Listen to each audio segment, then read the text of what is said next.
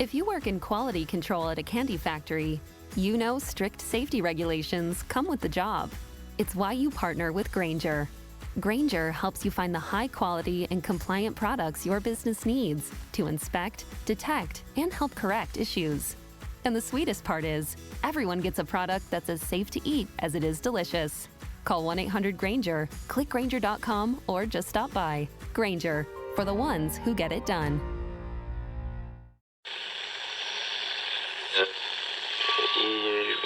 Empire.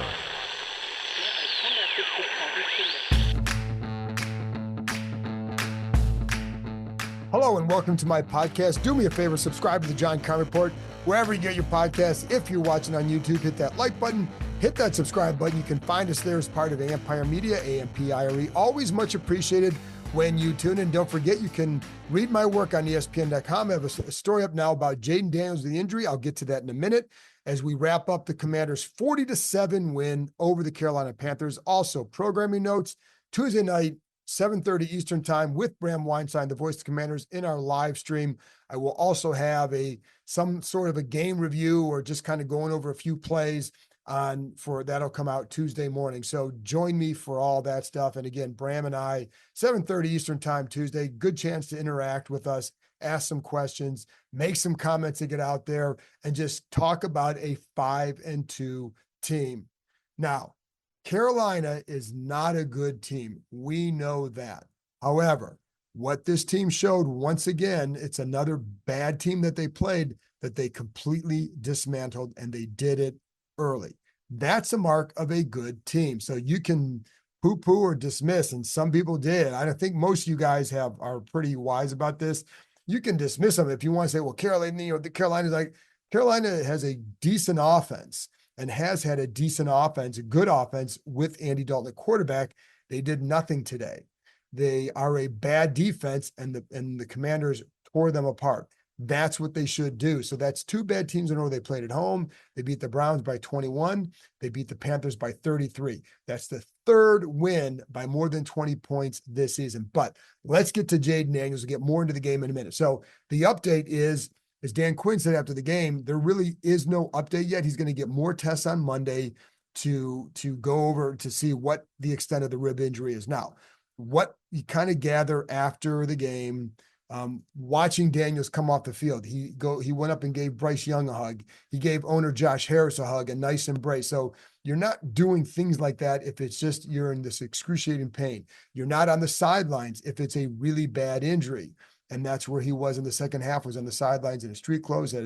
And he was participating. He was close to the field. So it's not like they were shielding him away from danger, et cetera. He, by all accounts, talking to teammates, as Marcus Mariota said, he was in good spirits on the sidelines. You could see him talking and smiling to guys. And as he left the field for good, you could see him kind of waving to the crowd, kind of gesturing with both arms up. So there are a lot of good signs. And what you heard is that you hear the phrase, he's okay. Now, what does that mean? Nobody really knows yet.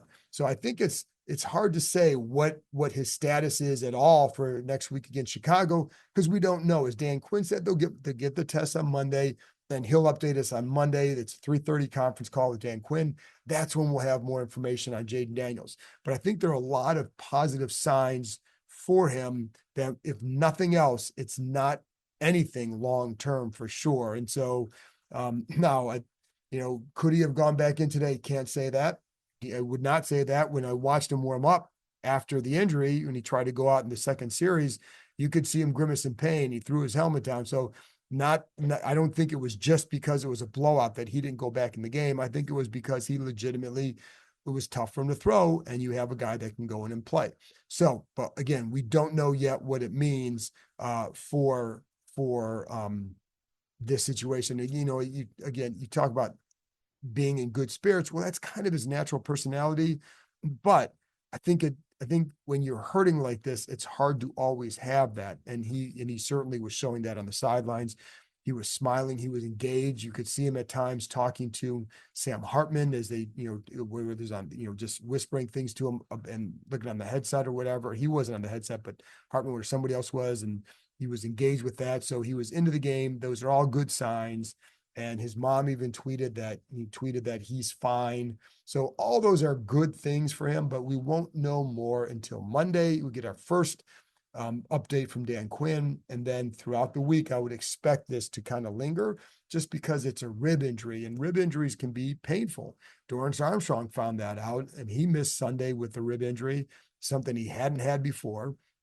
And I kind of knew figured on Thursday for sure that he would miss this game. The question is, would he miss another one? And we don't know about him. But the point is, I don't know that it's a direct comparison. You just know that rib injuries are very uncomfortable, and then it depends on the severity of it, of course, and that's what we'll find out more on Monday. So, and I know some people are going to get worried that, here's another quarterback that got hurt, but it's not bad. So at least that's the initial thought from a number of people. So that's the initial thought. And so let's just keep it at that. But I think injuries happen in this game. And yes, the question is, when did it happen? To me, it looked like it happened on that first play, the 46-yard run. At the end of it, you could see him kind of turning to engage with the defensive back, closing in on him. There's a linebacker got him. Looked like maybe he caught a knee to the rib at the end of that run. Because then on the next play, after a handoff, you could see him kind of clutch that side. And then he had the awkward run and fall to the ground later in the drive, and he carried one more time on that drive. And then after the drive, he came out, and that's when you could see him in some pain, being checked out, and then went to the medical tent. And that's when he went to try and warm up. One warm-up toss, grimaced, done, helmet off, boom. But I think one thing that Dan Quinn said is that he liked, for whatever it's worth, he liked the communication between the trainers, the doctors, and the staff. And it was an easy decision to not have him go back in. I think we all know how that can work in opposite ways. And so it was handled well. He seems to be doing well. He was on the sidelines of good spirits. So things look positive for him. But again, we still don't know what that means for Chicago or anything else beyond that until we get more information. So I think one of the things that this does highlight is a number of things. One, again, Carolina's defense isn't very good, but they're not good at all. And they were missing guys. But this offense did exactly what it should. And they did it with a backup quarterback. Now, you can say that, Marcus Mariota did not look great in the preseason. He is a professional quarterback. He does have 74 starts. He does have a lot of experience. So he was able to go in, and he did not look sharp early. And then he caught a rhythm. And that's when okay, he's going to start going. And against that defense, you start picking them apart. I think it speaks highly of him, and it speaks highly of Cliff Kingsbury. I'll get to him in a minute, and the entire staff, because this comes down to preparation too. And that's the quarterback's coach, Tavita Pritchard, David Blah, the assistant quarterback's coach, Cliff Kingsbury. You can look at all those guys in the offensive staff at what a good job they've done preparing this team for situations, and then situations like this. And when you hear, you see how the team responded. Like, it could have been a deflating tone on the sidelines in the stadium. We've seen that before, not just with Robert, but anything goes wrong and how the team handles things. Like, coming into this game, they were coming off a tough loss in Baltimore. We've seen this franchise come off tough losses, playing bad teams at home, and then not doing well. Saw it last year against Chicago. Now the Bears went on to have a better year, but at that time they were not playing well. And what did they do? This team laid a massive egg on a Thursday night game. This time, instead, they have all their alumni back here, and they showed exactly what they were. And this is why I told you during the week, I wasn't worried about this team per se, because it's a very mature team. And again, I'll get to some of that in a minute. Let's talk about Mariota first, and just how this team responded. But they responded well because of how Mariota played too. Because he missed on his first three passes, and then he caught fire, and it was that 92-yard drive right before halftime that was a big key. And by the way, I'm going to talk about the defense in a minute, because that was the most impressive part of this day. But with Mariota, he on that drive, he get the 92-yard drive, he gets a 7-yard completion, gets an 18-yard completion, and he starts to get hot. And I think that's where you go, okay, that's where the experience comes in, right? a guy can come in off the bench. He missed the first 4 games of the year. He was on IR because of the pec injury. Again, wasn't exactly great in the preseason or even in practice. He only had the one preseason game, but in practices, it wasn't like he was just picking them apart. I mean, it was ostensibly a competition with he and Jayden Daniels, but it really wasn't. It was just all Jayden. Is Jayden ready or not?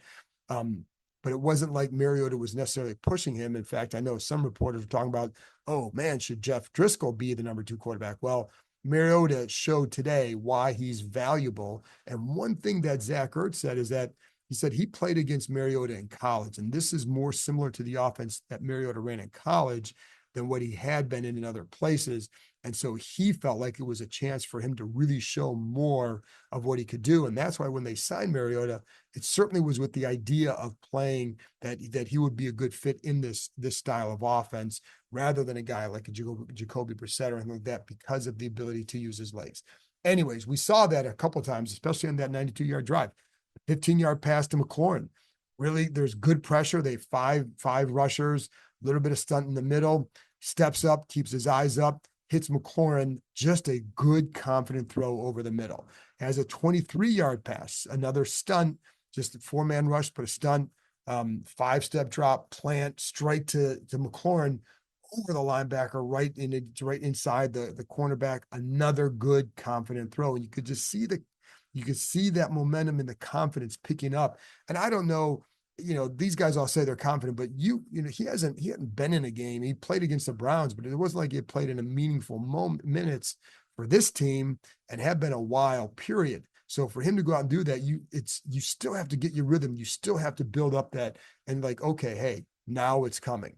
And then on the 12-yard touchdown pass to Ertz, again, keeping the eyes up, and he scrambles out to the right. Could have run the ball there. There was an opening there, and he might have scored. I don't know. He certainly would have gotten inside the 5. Keeps his eyes up. Ertz cutting across in the back. Just a good throw on the move.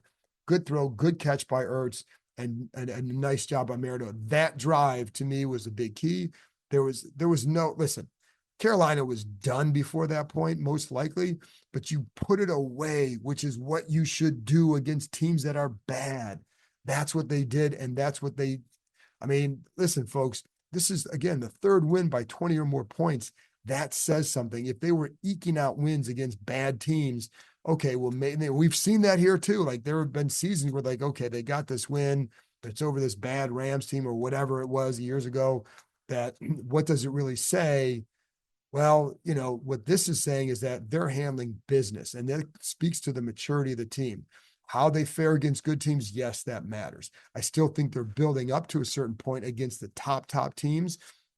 As we saw last week, they still have some some ground to cover there, but they're doing what they should against teams that they should beat. And I think, again, I give Mariota a lot of credit for how he played, and I can't overstate just the importance of just how he's handled his business. In practices during walkthroughs, if Jayden Daniels doing it, he and Jeff Driscoll would be behind the group, just kind of going over the signals, doing all the things that they normally would do. And you don't always see guys doing that, but that's what, it's a good quarterback room. And I think people wonder why they have Mariota around. Well, this is why, but it's also because of how he mentored Jayden Daniels, but also, how a guy's going to stay prepared. And I think that's certainly a very good thing. And so it says a lot about him. Listen, he and McLaurin connected for 6 passes. It was 6 catches, 98 yards from McLaurin. Just a really good day. And that was all after Jayden Daniels left. Jayden only threw and completed 2 passes. But so he was getting the ball downfield and just, again, an overall nice job. Now, will this continue if he had to play against the Bears? I don't know. But I think it was a good job by him to do this against however bad they are, you still have to go do it. And it certainly beats the alternative, but it also can serve as if he has to go play next week, a good warm up for him to kind of get your rhythm and get a feel for it. And then you have to go do it again next week. And I think, certainly you'd want Jayden Daniels out there. And I don't know what would happen if Mariota has to play against the Bears, how well he'd do. But I do think this was a good building block for him and for others to see, hey, this is what he can do. Again, Bears are much better, so that would be a difference. But it was still a good showing by him. And I also think it speaks volumes about the coaching staff. I'll start with Cliff Kingsbury. You see the ability to maintain the same offense that you wanted because he offers some of the same stuff that Jayden Daniels does. Not as good, but he has that ability to move that very much helps with what Kingsbury wants to do. And with having Brian Robinson back, you're able to use more of your backs the way you want. The creative use of Eckler and Jeremy McNichols, getting them in the backfield together at times. And there's some play actions off that. In fact, the run that Jayden had, the one that he got hurt, that I think he got hurt on, was just, it had McNichols and Eckler in the backfield. And you have Eckler basically there's two are split backfield. They're crossing fake to McNichols, and then Eckler leads Daniels around right end. And even when he was doing that, you see people fooled by that play. The linebackers on the backside fooled by the action of the play. No one set of eyes was on Daniels, and and Eckler took care of the corner. And then it was just, who is somebody going to catch him? So, but I do think Kingsbury deserves a lot of credit. And I think one of the things is, and I know, like, when he was in Arizona, you're in charge of the entire team. So I think there are times now, I was talking to Zach Ertz about this, and he kind of feels that after, during the week now, you can spend way more time on the offense than you had when you were a head coach, because you had to worry about other things. You had to be focused on this, and being a play caller. It's now he gets the office about 3 or 4. This is what he likes to do. And I think it just helps him. And Ertz said he looks really happy and having fun. But I also think it helps him to not have all the other stuff to worry about and just worry about offense. And then the other part is that I think they really like Jayden Daniels. So like that goes into why he may look so happy in the group that he has. But I think it speaks to the preparation of the entire group. And you can, again, Tavita Pritchard, Dave Blah, all those guys, Brian Johnson, Anthony Lynn, the entire group. So it's turning out to be a really good offensive coaching staff, which I thought it might, but maybe a little bit better than you thought. And I think days like this show that.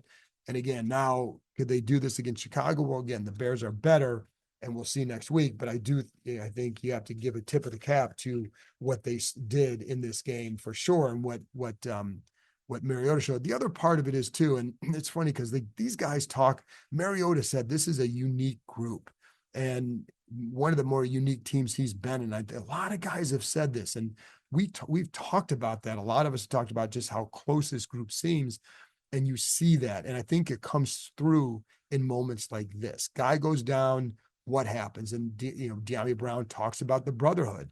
And I even asked him after he was done talking, I said, what do you see? What do you see when you see that? What does that mean? And obviously some of that is like, it's the togetherness, and they like to be around each other. And that's one of the things that Mariota said it, others have said it, how much fun they have just being in the locker room. Guys just want to be in the locker room. That speaks volumes about what they're building and the kind of people they're bringing in, the energy. They talk about the energy in the building. But one thing De'Ami Brown said is, give me an example of the brotherhood. He said, well, you see the Dante Fowler touchdown? Those offensive guys were down there running down there celebrating with them too. So like, guys are happy for one another. So when how they handle things, like the way Mariota handles his role, in the quarterback room, leads to people wanting to play for him when he gets his chance. And you see that. You see guys happy, really happy for one another. And I think that's where I think it makes a big difference. And when you get into tough spots, that you kind of fall back on that. And can that get you to what level can that get you to? I don't know, but it helps you max out.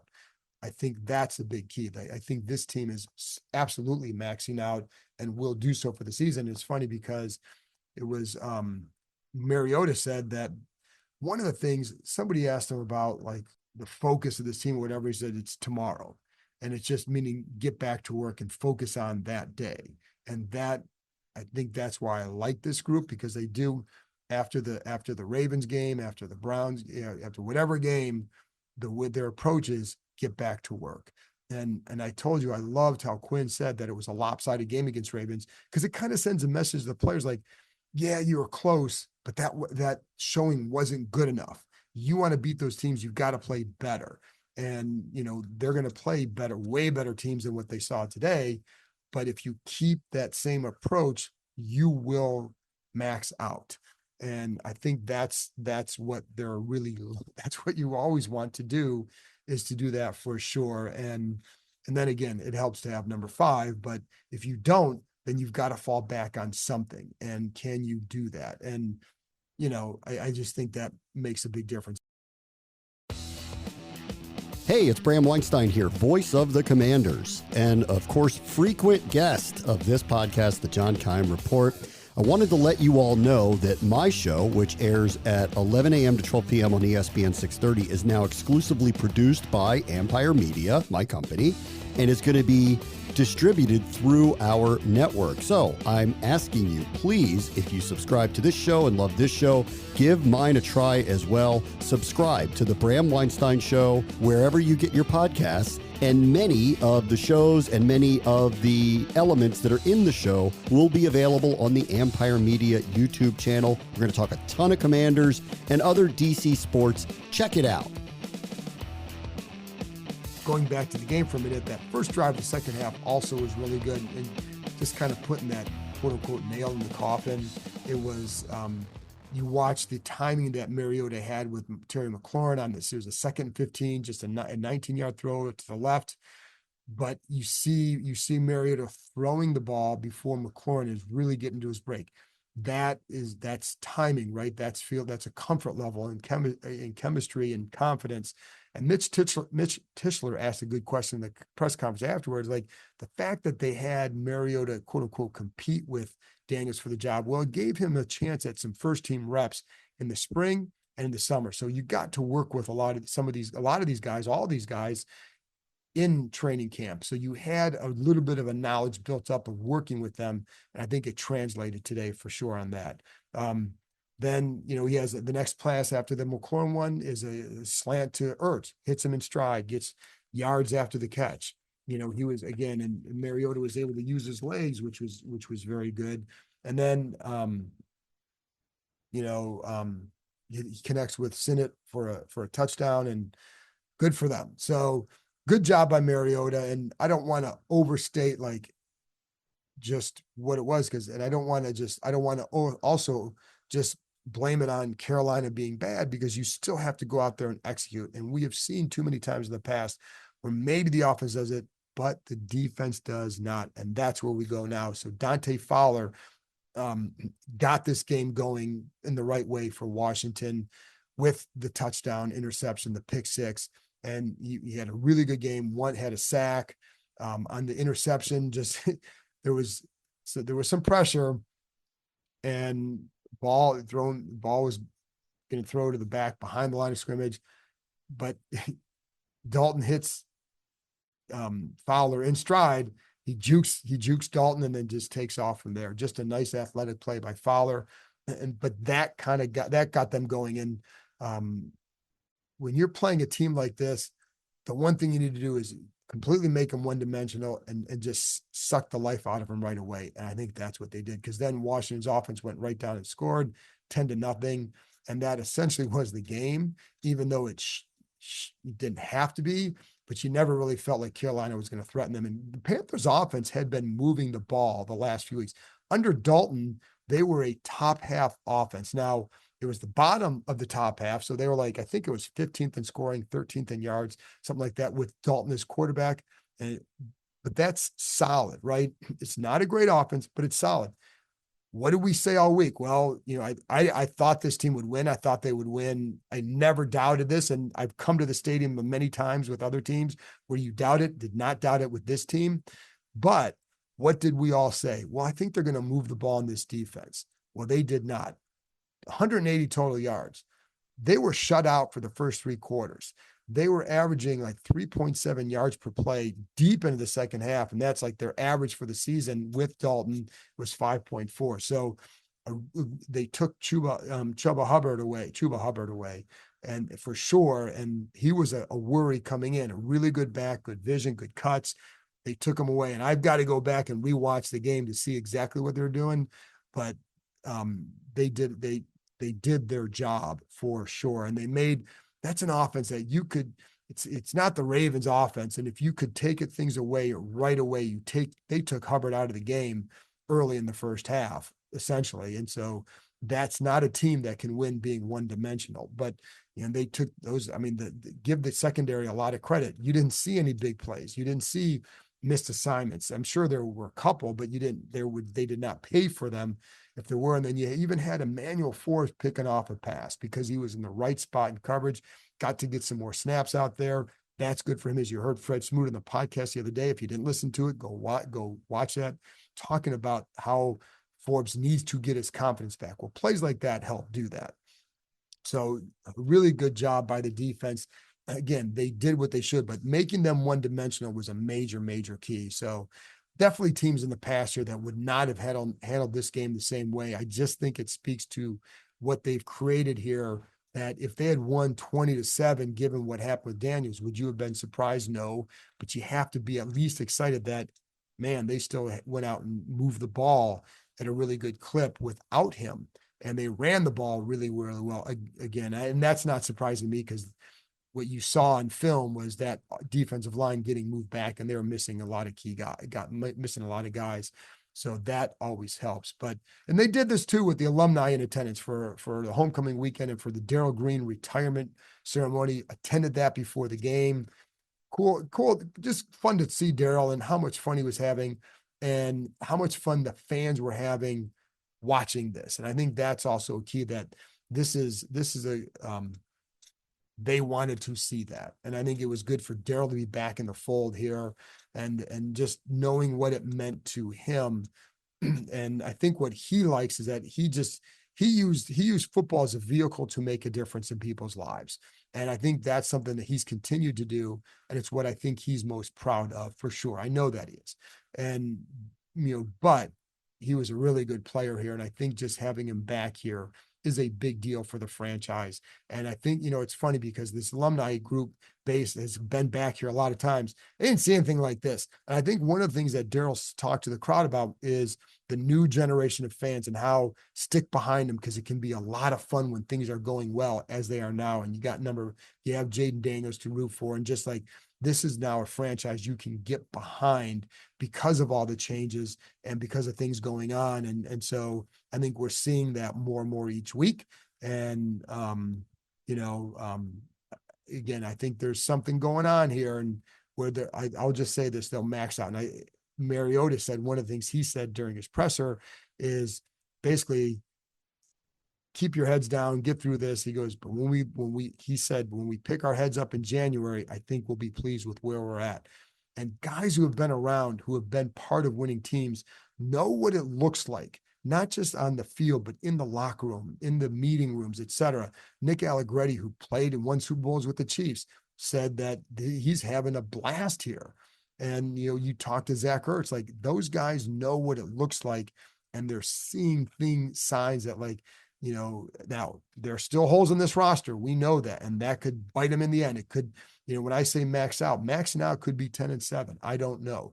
Maxing out could be winning one playoff game and you're done. Who knows what that means? But I do think they'll get to wherever they should get to because of that. And then, also you have Austin Seibert. Look at him. He's only been here 6 games. Guess what? He's tied with Mark Mosley for the most points in franchise history after 7 games. He's only been here for 6. He's been pretty much automatic. And that's, what a turn of events for this team, and how good of a pickup he's been. And it's been kind of quiet, because now it's like, okay, he made another one, ho hum. But that's just a good thing for them to see. So anyways, now what does it all mean for next week? We'll talk about that throughout the rest of the week about the Bears. And I think so much of it depends on what Jayden Daniels does, but that's going to be a terrific home game test for this team, the best team that they will have faced at home, because they've beaten now the Giants, Browns, and Panthers. So next week represents a much tougher team to play. Caleb Williams is playing well. That offense is moving the ball. So that's going to be a much bigger test next week. But they did what they should today.